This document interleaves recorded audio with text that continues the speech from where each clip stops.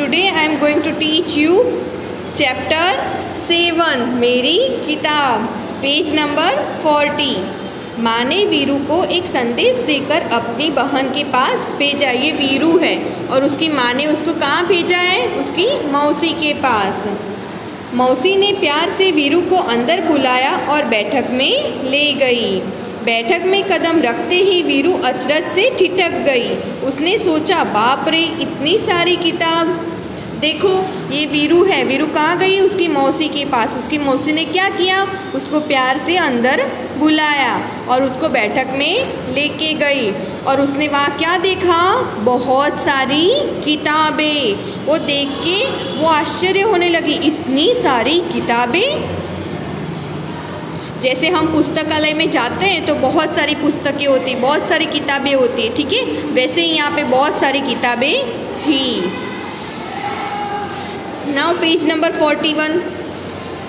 वहाँ नीचे से ऊपर तक किताबों से भरे खाने वाली 2 लंबी दीवारें थी। 2 खानों वाली कैसी थी? दीवारें थी। किससे भरी हुई थी? किताबों से। वह आंखें फाड़े देखती रही। अंत में उसने साहस करके पूछा, क्या आपके पास बच्चों के लिए भी किताब है? वीरू ने क्या पूछा?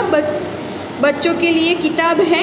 उसने अपनी मौसी से ये पूछा कि इतनी सारी किताबों में से बच्चों के लिए आपके पास किताब है? मौसी ने कहा, हाँ, यह देखो, यह वाला खाना और यह वाला। मौसी ने बोला, ये वाला खाना और ये वाला खाना, यह बच्चों का खाना है जहाँ बच्चों के लिए किताबें रहती है। वीरू ने हैरानी से कहा, इतनी ढेर सारी किताबें? मेरे पास तो इतनी किताबें नहीं हैं। क्योंकि बच्चों के पास इतनी सारी किताबें नहीं होती ना, पुस्तकालय में या फिर लाइब्रेरी के अंदर इतनी सारी किताबें होती हैं। बुक्सें इतनी सारी होती है, वहाँ पे ही होती है। अपने घर पे तो इतनी सारी बुक्सें होती नहीं है। मौसी ने कहा, यदि तुम चाहो तो मैं पढ़ने के लिए तुम्हें कुछ किताबें दे सकती हूँ। तुम्हें किस तरह की किताबें सबसे अधिक पसंद है? मौसी ने क्या कहा वीरू को? वीरू को कहा कि अगर तुझे पढ़ना हो और तेरी इच्छा हो पढ़ने की तो मैं तुझे किताब दे सकती हूँ। इन किताबों में से बच्चों वाली जो किताबें होती हैं वो मैं तेरे को दे सकती हूँ। वीरू ने धीरे से कहा, मुझे मालूम नहीं।